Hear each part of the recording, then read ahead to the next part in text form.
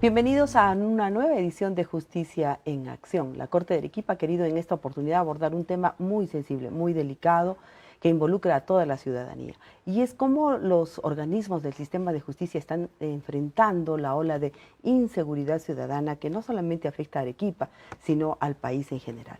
¿Esta es una realidad o es una simple percepción? Lo cierto es que la ciudadanía está agobiada permanentemente por diferentes formas de criminalidad que se suceden todos los días.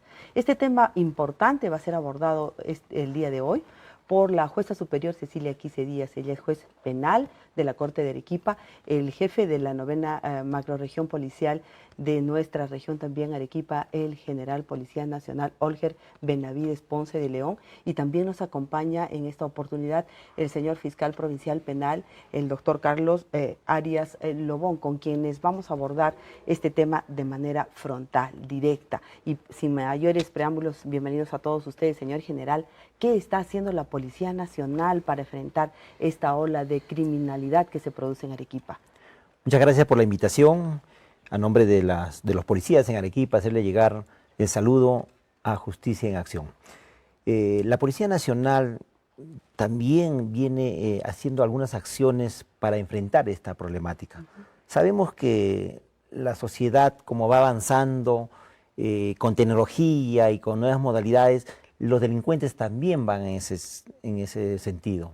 Y es por ello que la Policía Nacional tiene claro que tenemos dos tipos de criminalidad. La criminalidad común, que viene a ser los robos diarios, lo que suceda, así es. Y la criminalidad organizada, que es otro tipo de tratamiento también en el trabajo que nosotros realizamos. Hablemos de criminalidad común. Nosotros para ello tenemos incluso programas preventivos que ejecutamos. La Policía Nacional ve los programas desde los niños, para los niños, el club de menores, escolares, policía escolar, claro, y algunos otros programas que queremos que en esta edad no sean captados por la delincuencia, generar espacios de ocupamiento para que ellos tengan o generen un futuro mejor, claro, y no sean captados por la delincuencia. Para los adultos también tenemos programas que nos ayudan, como es la Junta Vecinales, la red de cooperantes, claro, y todo ello. Pero, señor general, el problema es la criminalidad organizada, ¿no? Secuestros, extorsiones, sicariato. ¿Eso cómo se está enfrentando en Arequipa? Mire, la criminalidad organizada en Arequipa, que tiene otro tratamiento claro, al tema que le estoy indicando, nosotros estamos viendo el tema que no es fácil atacar una organización criminal. Porque, ¿qué decimos la organización criminal? Que es se junta un grupo de sujetos organizados con diferentes tareas para delinquir. Y la característica es que ese delinquir es permanente, constante. Claro.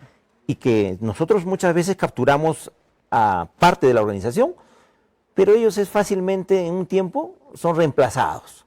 Se reorganizan. Se reorganizan. Lo que buscamos, y eso hay que tener un trabajo paciente con las autoridades. Nosotros trabajamos muy de la mano con el Ministerio Público, y acá el doctor sabe cómo estamos tratando de luchar incluso con amenazas de las organizaciones, porque estas organizaciones son, tienen brazo legal, tienen extorsión. Los operativos son diversos. Diversos, tienen tareas diferentes. Claro. Entonces, ¿qué estamos haciendo para un trabajo, como le digo, paciente, de inteligencia, y que el trabajo o la estrategia no se puede divulgar, porque de lo contrario estaríamos... Claro, ¿cómo operan? Así es.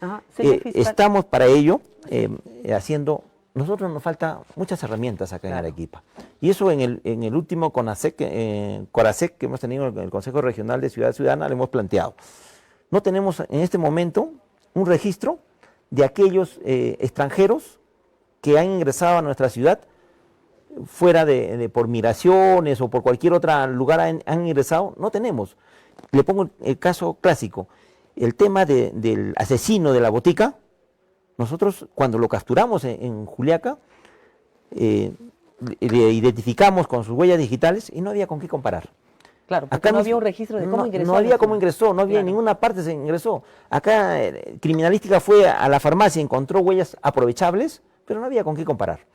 Inclusive el nombre que él ha dado allá en Juliaca es el nombre en el cual en el Perú está registrado, porque no tienen sistema de migraciones, ni Interpol, ni Venezuela nos ha contestado. Claro. Entonces, hemos pedido y está ya está aprobado por el Consejo Regional para la adquisición y implementación de un sistema en la cual abarque todos. Es decir, claro, los peruanos se identifican y RENIET jala y está. Claro, el extranjero que entró regularmente también, el que no se registra y se enrola en ese momento. Muy bien. Señor general, está usted revelando una serie de falencias que tiene la Policía Nacional. Entonces, señor fiscal, ¿estamos en el momento oportuno para hacer algo y frenar y que esto no se salga de las manos, por ejemplo, los casos de extorsión y gota a gota que a diario conocemos? Primeramente, muchas gracias por la invitación en representación del Ministerio Público. Evidentemente es una ola de delincuencia, de crimen organizado, de bandas criminales como son la extorsión, por en su gran mayoría personas de nacionalidad extranjera, y evidentemente lo que dice el señor general es algo real, ¿no? Existen falencias. El tema es que dentro de la propia función que tiene el Ministerio Público, aunado con la función de la Policía Nacional y finalmente el Poder Judicial, estas tres instituciones tenemos que realizar los esfuerzos necesarios para poder lograr que estos índices de delincuencia tengan que minimizarse, ¿no? Tenemos, por parte del Ministerio Público, estamos empleando todas las técnicas de investigación, ¿no? Todas las técnicas especiales de investigación con la finalidad de poder recopilar esa información que de repente ante la delincuencia común es un poco más difícil, ¿no? El tema de la delincuencia organizada, y hablemos de bandas, es un poco más complicado. Es por lo que nos explicaba el general, por la carencia de muchas herramientas tecnológicas y logísticas para hacer las investigaciones. ¿En eso se basaría, doctor, la falta de tiempo que tienen ustedes también para presentar un requerimiento completo ante el Poder Judicial y que la ciudadanía reciba la respuesta que, digamos, están esperando frente a un hecho criminal? Es evidente, pero es evidente y se entiende que hay una falta de tiempo para un plazo de investigación. Investigar una banda criminal o en flagrancia una captura de ciertas personas que están vinculadas a una banda criminal o a una organización criminal. Vamos a hablar de un tema de banda criminal porque lo que tenemos mucho con esto de la extorsión, que son delitos de violencia, vamos a decir así, hacia la población. Lo que está empleando mucho el Ministerio Público son las detenciones judiciales. Tenemos dentro de las 24 horas pedir una detención judicial para poder solicitar al Ministerio Público frente a una situación de un peligro procesal que se puede evidenciar dentro de esas 24 horas, poder ampliar ese plazo de investigación. ¿Con qué finalidad? Con la finalidad de tener en un cimiento de investigación, un cimiento fuerte para poder finalmente llevar con una sospecha más fuerte, ¿no? Como lo establece el acuerdo plenario 1/2019, para poder pedir una prisión preventiva. Porque finalmente si no vamos a... Lo que nosotros tenemos o buscamos con este binomio Policía Nacional y Ministerio Público, que tiene evidentemente la Policía Nacional una estrategia operativa y el Ministerio Público una estrategia jurídica dentro de esta investigación, es conseguir todos esos elementos de convicción en ese plazo o en el que se pueda conseguir de acuerdo a la detención judicial en flagrancia para poder finalmente llevar hacia el Poder Judicial un sólido caso para una prisión preventiva. Muy bien. Y entonces, doctora Cecilia, ¿cómo está respondiendo el Poder Judicial frente a los requerimientos de este tipo de delitos? Bueno, muchas gracias por la invitación, Lenny. Siempre es un gusto participar en este importante programa del Poder Judicial. Bueno, el Poder Judicial participa activamente, es un pilar fundamental en la lucha contra la delincuencia. Y como bien ha señalado el señor general, nosotros distinguimos lo que es la violencia común, la delincuencia común y la delincuencia organizada. En Arequipa es de conocimiento que el incremento de casos de crimen organizado en los últimos años. Podemos hablar tal vez de 5 años en adelante, que se han incrementado notablemente los casos de organizaciones criminales que vemos en nuestros juzgados y en nuestras salas. Entonces, lo que tenemos que hacer es propender a una especialización. Justicia que tarda no es justicia, claro, ¿no? Entonces tenemos que dar espacios para que se puedan resolver este tipo de delitos de más gravedad en los juzgados, en las salas, con el tiempo debido. Pero para ello necesitamos también descongestionar los juzgados y por ello es que tenemos 2 herramientas fundamentales o 2 áreas fundamentales para atacar la violencia y que nos permitan generar espacio para los delitos de mayor gravedad. Uno es el área de violencia contra la mujer e integrantes del grupo familiar, cuya incidencia de delitos es muy alta también, es muy alta, y por eso es que esta área nos ha permitido procesar esos delitos también con mayor rapidez de manera especializada. Y la otra es la unidad de flagrancia, que fue creada en mayo del año pasado, que con algunas dificultades logísticas finalmente ya se pudo implementar debidamente, y allí es donde se está procesando los delitos, digamos, de calle. Debiera de procesarse allí en su mayor medida. Lamentablemente no se está trabajando adecuadamente los delitos que deberían de llegar allí, como son los de hurtos, robos, etc. Son los delitos comunes, ¿no? Los delitos comunes, pero que nos generan una alta incidencia y congestión en los juzgados comunes, ¿no? Entonces, esa es una tarea pendiente que se tiene que trabajar, pero que no basta simplemente con la respuesta del Poder Judicial, sino que tiene que trabajarse de manera articulada, ¿no? articulada con otras instituciones como la Fiscalía, como la Policía, que nos generen esos insumos de esos casos para las unidades de flagrancia. Si los delitos flagrantes, detenciones en flagrancia, no se procesan a través de la unidad de flagrancia, sino que van a ser tramitados en los juzgados comunes, pues entonces se congestiona y los procesamientos, los juzgamientos, pues van a demorar también, ¿no?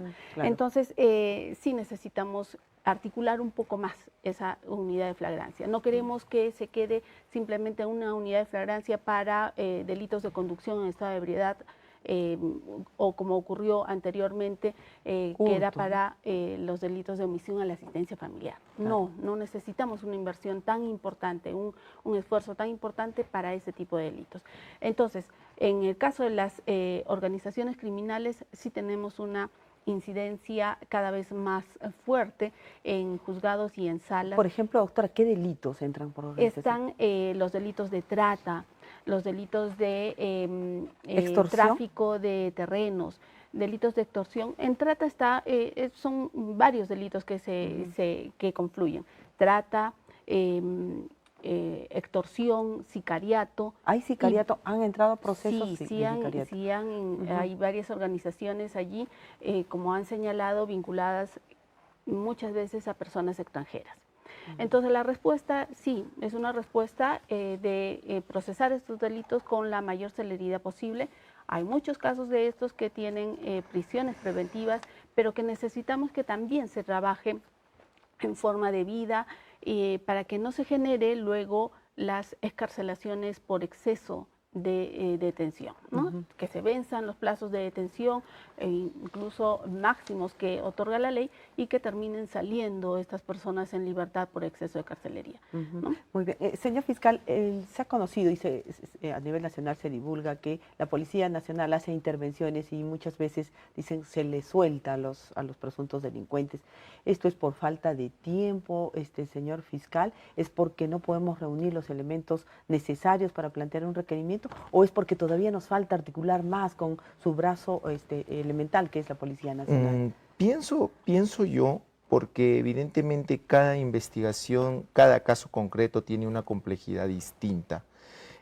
No podríamos decir de que no hay un compromiso de parte de los operadores de del Ministerio Público, hablemos de los operadores de justicia, porque finalmente el compromiso de las instituciones frente a esta ola de delincuencia e inseguridad ciudadana está. Lo que sucede muchas veces es que finalmente, como ha dicho el señor general, estas personas no son personas que están desentendidas en un tema judicial, en un tema procesal. Ellos saben que de repente va a haber algunas situaciones como, por ejemplo, que van a cometer ciertos delitos y que finalmente esos delitos no van a superar una prognosis de pena para poder solicitar una prisión preventiva. Entonces, por más de que dentro de esas 48 horas o dentro de esos 7 días de detención judicial en flagrancia que puede otorgar el Poder Judicial al representante del Ministerio Público, finalmente no se subsume en un delito que en efecto no cumple esa prognosis de pena, o finalmente se dan infinidad de circunstancias a cada caso concreto donde evidentemente van a acreditar de repente algún tipo de arraigo. Claro. Entonces, o sea, esas no es circunstancias, tan sencillo, digamos. en efecto, la investigación no es sencilla ni para el Ministerio Público, ni para la policía, ni finalmente una decisión por parte del Poder Judicial no es tan sencillo. Sin embargo, muchas veces también chocamos con una realidad que es que la víctima se retracta, y al tener una retractación de la víctima, si bien es cierto, nosotros debemos actuar de oficio como Ministerio Público, pero finalmente ya tenemos reiterada jurisprudencia que esto es de conocimiento también de los que forman parte de estas bandas, de estas organizaciones, que frente a esas situaciones a nosotros se nos pone un panorama más difícil todavía, más difícil aún. Muy bien, vamos a seguir conversando con nuestros distinguidos invitados, hacemos una pausa y regresamos.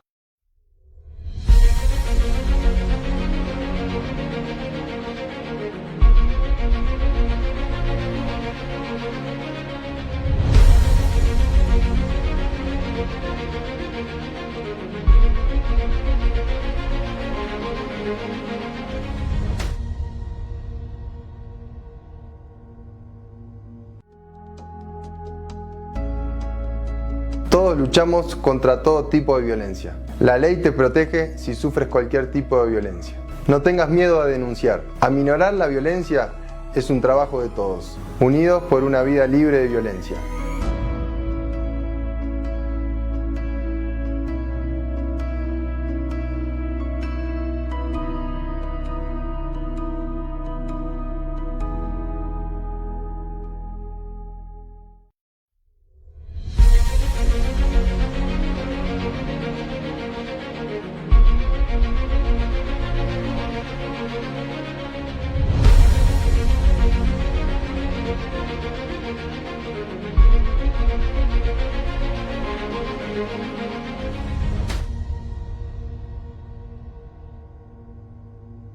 Bien, volvemos con el tema de qué están haciendo los operadores de justicia para enfrentar la ola de inseguridad ciudadana en Arequipa. Señor general, ¿hay casos de sicariato en Arequipa, de extorsión constantes, o es que solamente conocemos los hechos de Lima o del norte del país y asumimos que también esa realidad es nuestra en Arequipa?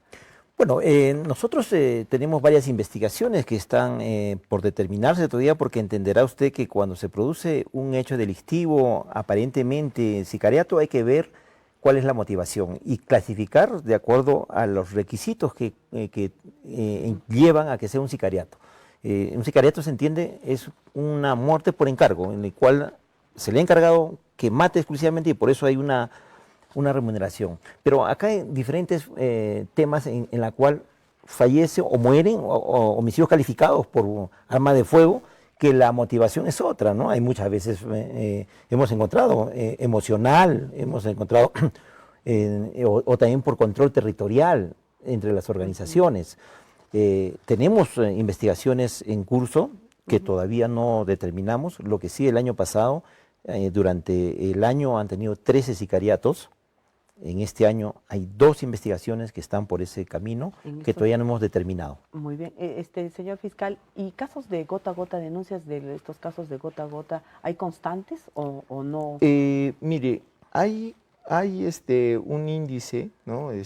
Considerable de denuncias por extorsión. El tema de gota a gota, ¿qué pasa? Y tenemos justo en la jurisdicción en la cual yo me encuentro, y justo conversábamos con el general la semana pasada, tenemos un caso con 8 personas que se encuentran en el penal de Socabaya con una prisión preventiva, que evidentemente ya estamos a puertas de un juicio oral, y finalmente este caso ha devenido, ¿no?, de una investigación en la cual las propias agraviadas han tenido el valor de poder denunciar, y finalmente eso ha dado luz a que nosotros podamos actuar, tanto la Policía Nacional como el Ministerio Público y finalmente el Poder Judicial, para poder otorgar una prisión preventiva, porque inicialmente la agraviada denunció el hecho. Entonces sí existe el tema de gota a gota, pero ahí tenemos que tener algo en claro, y eso sí es muy importante, y justo conversábamos, el préstamo de dinero como tal, finalmente, es una situación que está establecida, ¿no? Es un tema civil, yo te presto un dinero, tú me prestas. Claro. El artículo 200 del Código Penal establece que frente a ese préstamo, ¿no?, se tenga que solicitar ciertas ventajas indebidas. Claro. Estas ventajas indebidas conllevadas o solicitadas ya con violencia y amenaza. Claro. Finalmente tenemos una banda, vamos a poner en claro un ejemplo, tenemos una banda que solicita X persona mediante violencia o amenaza una ventaja indebida, porque se hizo un préstamo y ya le empieza a pedir que mi tiempo, que mi gasolina, o le presta sin que le solicite, le presta y le cobra un interés mayor al que ha solicitado. Detrás de esa persona existen otras personas más que también forman parte de esa conducta, ¿no? No directamente de la violencia, no directamente de la amenaza, pero son las que proporcionan el dinero, las que proporcionan las motos, las que proporcionan los celulares, números, hasta el mismo servicio, las cuentas donde se realizan los depósitos para los yapes, que ahora es muy común. Entonces, lamentablemente, las defensas de estas personas, ¿no?, en general, se avalan diciendo, sí, pero no hay una amenaza, mi patrocinado no ha realizado ninguna amenaza a ninguna persona. Un momentito, pero su patrocinado sí ha proporcionado una moto, sí ha proporcionado una cuenta, sí ha proporcionado un equipo celular, sí ha proporcionado infinidad de cosas. Y eso está dentro del segundo párrafo del artículo 200 del Código Penal. Doctora Cecilia, y en ese sentido es muy complejo en juicio, digamos, determinar esas responsabilidades, valorar esas pruebas, acreditar. Bueno, la Fiscalía, en el caso de organizaciones criminales, tenemos que son una pluralidad de imputados, generalmente más de 10 son complejos, imputados, ¿no? Entonces son procesos complejos. La Fiscalía tiene la obligación de presentar prueba que demuestre la responsabilidad, no solamente la existencia del delito, sino la responsabilidad de cada uno de esos integrantes o cada uno de esos imputados en los delitos que se le están atribuyendo. Entonces sí, resulta ser complejo, más aún cuando en muchos de estos casos involucra evidencia digital como pantallazos, como llamadas telefónicas, etcétera. Entonces sí es un tanto complejo la acreditación de los delitos, pero que a través de una organización, una presentación clara de las acusaciones puede ser acreditado. Doctora, y por eso es lo que usted decía, que necesitamos una justicia especializada en este caso, y también el avance tecnológico, ¿no?, para que la policía, el Ministerio Público puedan, digamos, analizar esas pruebas. Así es. Y esos primeros momentos en el caso de las detenciones de los imputados es vital, porque allí es donde se puede recopilar, y la evidencia nos demuestra que en juicio nos presentan las pruebas, las investigaciones realizadas en esos primeros momentos. Entonces es vital que se acopien, por ejemplo, las cámaras de seguridad ciudadana, que el recojo de los celulares que se incautan a los procesados, etcétera, pueda ser trabajado debidamente, ¿no? Entonces es muy importante el acopio de las diligencias o de la información en esos primeros momentos. Muy bien. Señor general, conocemos que muchos de los hechos delictivos surgen o nacen desde el penal, ¿no? Si ya tenemos esa fuente de información, ¿es tan complejo identificar a sus cómplices, a los cómplices de estos delincuentes? para atraparlos, ponerlos a disposición del Ministerio Público y finalmente al Poder Judicial? ¿Conoce la policía o también tiene carencias en lo que es el trabajo de inteligencia, señor general, para ubicar a estos delincuentes? Mire, yo quisiera ampliar un poquito y llego a los penales después que el tema de la delincuencia organizada y del gota a gota, por ejemplo, ¿no? Tenemos, ayer hemos tenido una intervención en La Joya, ¿Ya? en la cual se ha capturado a los 2 venezolanos cobrando, pero la agraviada, no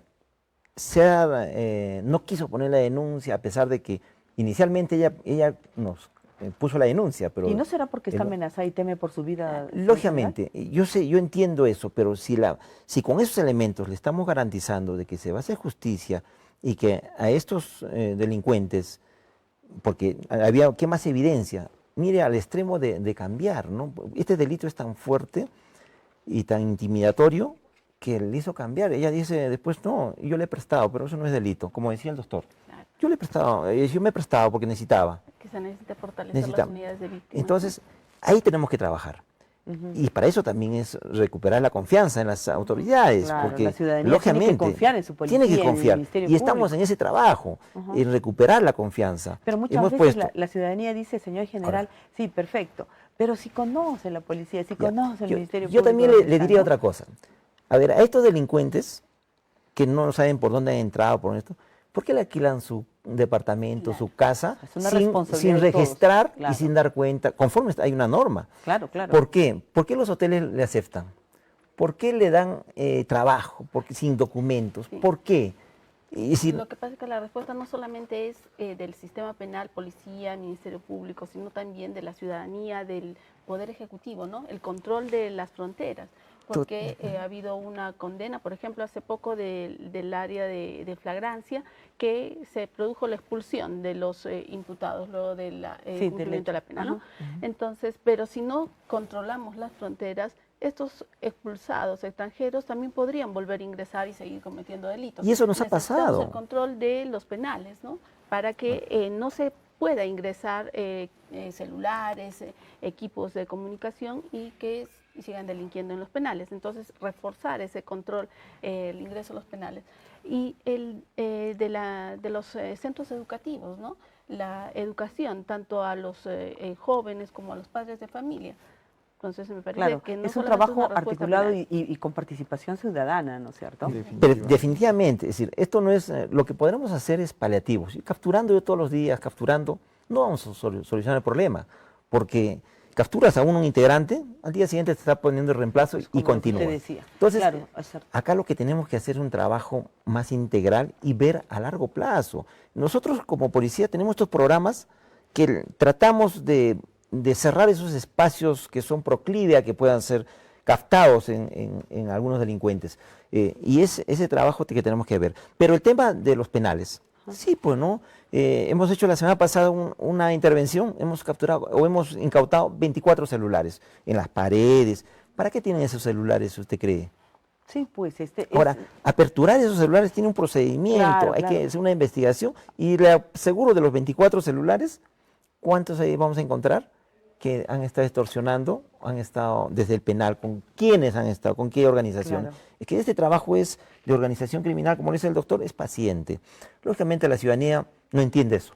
Claro, la ciudadanía quiere resultados. Es que vive el día a día, tiene inseguridad, tiene temor de salir a la calle. Pero todos ¿no? tenemos que participar. Muy bien, todos. Está clarísimo. Porque de lo contrario, lo que hacemos nosotros como operadores de justicia es el momento. Claro, señor fiscal, del porcentaje de denuncias que usted recibe, ¿qué porcentaje de ese número es sicariatos, extorsiones, estos delitos que están ahora produciéndose por En definitiva, de acuerdo a lo que nosotros elaboramos en una parte de todo el sistema de la Fiscalía que en Arequipa, definitivamente es mínimo, ¿no? Al hablar de Hunter, por ejemplo, que recibimos es mínimo, pero las denuncias que hemos tenido tratamos de realizar con la policía, por ejemplo, una geolocalización, de ver ciertas técnicas, ¿no? Justo conversábamos hace un momento respecto al tiempo que tenemos para poder investigar es que evidentemente, y a las deficiencias, no deficiencias, sino falencias que de repente podemos tener, pero es que aquí en Arequipa no tenemos los sistemas adecuados para poder realizar algunas técnicas. Tenemos que trabajar directamente con Lima, ¿no? Entonces, y eso demora, ¿no? Hacer una extracción digital de los celulares, por ejemplo. Pero sobre eso, en el último Consejo Regional ya nos han aprobado también la geolocalización. Acá vamos a tener un sistema de geolocalización, la policía. Qué bueno. ¿Por qué? Porque lo que dice el doctor, el tiempo es tan corto hasta que llames a Lima, y si Lima te contesta y con todo lo que tiene a nivel nacional, esto. Y Arequipa, ¿por qué no puede tener? Entonces, es importante. Ya está aprobado. Y otro tema que también como policías, y es cuestionado también el tema que hemos planteado, es decir, la restricción, lógicamente con ciertas exceptualidades de las motos. Sabemos que el 99% es estos sicariatos, estos homicidios calificados en motos. O sea, y también tenemos que controlar más. Estamos la policía trabajando mañana, tarde y noche por tratar de mejorar nuestros operativos y capturar a estas personas.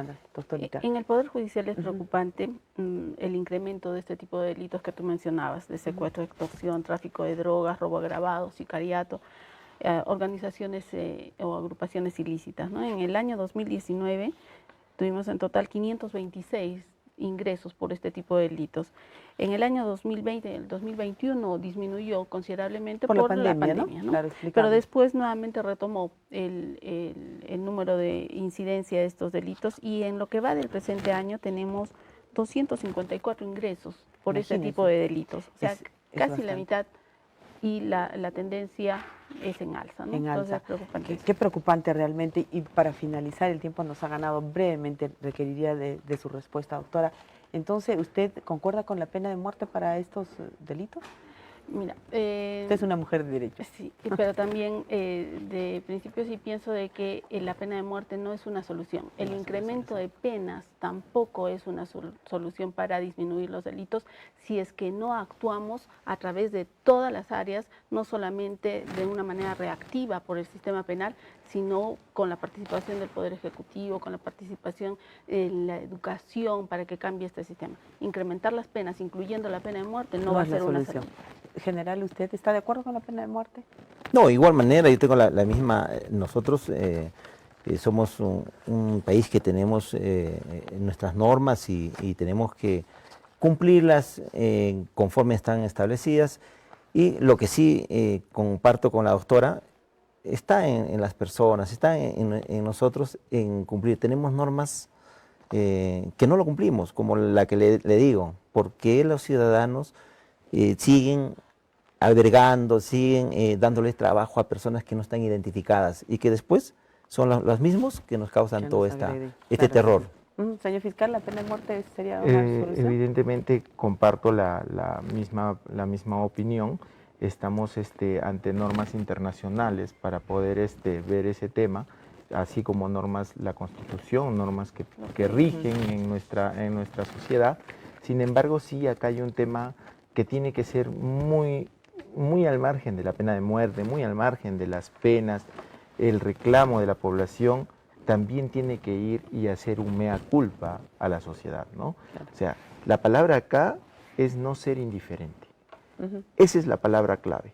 Porque ¿qué pasa? La sociedad dice, como mi vecino lo extorsionan y yo no tengo nada que ver, yo no digo nada, yo no me meto. Entonces, la indiferencia, la empatía de la sociedad, tenemos que tener una cultura, empezar con esta situación de la ola de la delincuencia que nos está desbordando, tenemos que empezar a tener una cultura de empatía, una cultura de no ser indiferentes. Claro. Yo creo que con eso, y finalmente a las personas que son víctimas de estas extorsiones, de estas situaciones, ¿no?, que se ven día a día, decirles que el Ministerio Público, la Policía Nacional, el Poder Judicial aplican distintas, y vuelvo a incidir, técnicas, porque no se puede, de repente, no vulnerando su identidad, que se acerquen, porque nosotros vamos a saber cómo respaldar y de repente garantizar de que su identidad no sea vulnerada frente a estas denuncias. Entonces, con ello sí podríamos de repente ganar o avanzar más a lo lucha. que ya estamos en esta lucha a la delincuencia. Les agradezco a los tres por haber participado. Realmente las conclusiones de vuestra participación son trascendentales. La primera es que este problema no es solamente de los operadores de justicia, sino de la ciudadanía en general. Todos tenemos que colaborar. La segunda es que necesitan los operadores de justicia en general mayor inversión, presupuesto para responder, laboratorios de investigación, el Poder Judicial, la justicia especializada. Necesitamos esas herramientas para dar una respuesta oportuna a la ciudadanía. Y también necesitamos que del Estado, somos todos por supuesto, pero articulemos esfuerzos para que demos una respuesta, la respuesta que la ciudadanía quiere. La inseguridad ciudadana vulnera nuestros derechos, atenta contra la vida, contra la seguridad, contra la economía, contra el desarrollo de nuestro país. Esperemos mejorar con la participación de todos ustedes. Muy amables, doctora, señor general, señor fiscal, con ustedes nos vemos la próxima semana.